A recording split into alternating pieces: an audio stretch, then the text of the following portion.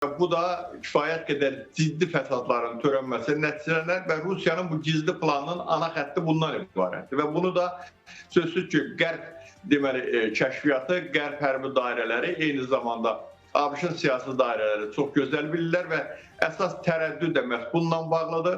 Biraz öncə sizin də bildirdiyiniz kimi Putinin Trampı nüvə silahı ilə hədələməsinin əsas və ana xəttini məhz bu amil təşkil edir ki, çünki həmin raketlərin zərbə aldığı obyektlər olacağı təqdirdə onun araşdırılması məsələsinə qədər Rusiya biraz öncə qeyd etdiyi kimi taktiki nüvə başlıqlarından istifadə edə bilər bu istiqamətdə və bu kifayət qədər Trump administrasiyasını çox ciddi şəkildə narahat edən amillərdəndir və mən düşünürəm ki, hələ ki bu istiqamətdə yekun qərarın verilməsi yəqin ki, bu görüşdə də öz həllini tapmayacaqdır və Ukrayna prezidentinə əsas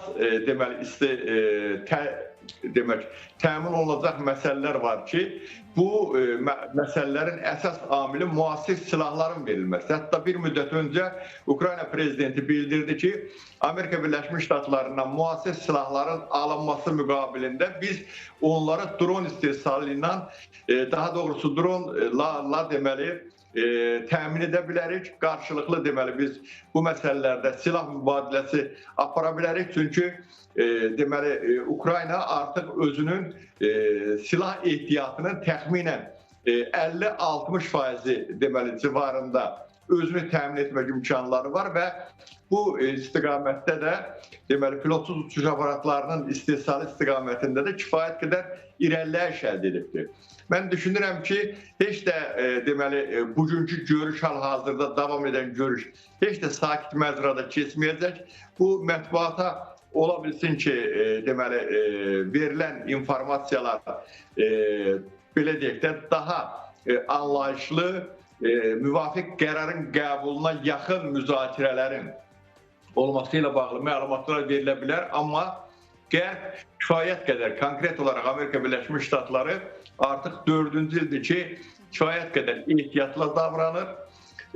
Silahların verilməsi ilə bağlı isə bilirsiniz ki, Trump hakimiyyətə gəldikdən sonra silahları Avropaya satır, Ukraynaya göndərilən silahları Avropaya satır. Hətta bir müddət öncə mətbuatda yayılan məlumatlardan belə aydın olurdu ki, hətta əvvəlkilərə nisbətən satılan silahlar 10% artıq baha qiymətlə Avropa ölkələrinə satır, Ukraynaya ötürülmək üçün. Burada əsas amil maliyyənin əldə olunması məsələsidir ki, bilirsiniz ki, Trump bu istiqamətdə pula kifayət qədər meyilli siyasi liderlərdəndir və əsasən öz ölkəsinin belə deyək də maliyyə imkanlarını ön plana